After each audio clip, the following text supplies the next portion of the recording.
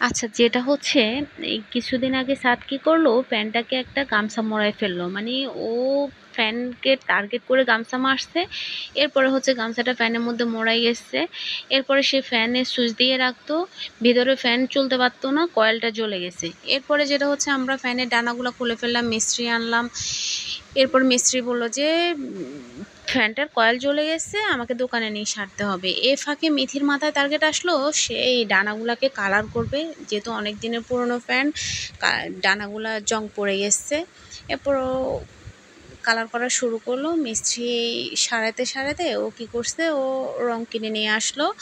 ও design করা শুরু করলো। মাশাআল্লাহ, এত সুন্দর হয়েছে! আমি তো দেখে পুরাই অবাক যে ও এত সুন্দর ডিজাইন করে ফেলছে। পরে আমাকে জিজ্ঞেস করলো, কেমন হয়েছে দেখো তো। আমি বললাম যে মাশাআল্লাহ, খুব সুন্দর হয়েছে, সত্যিই খুব সুন্দর হয়েছে, সেটা তো দেখতেই পাচ্ছেন।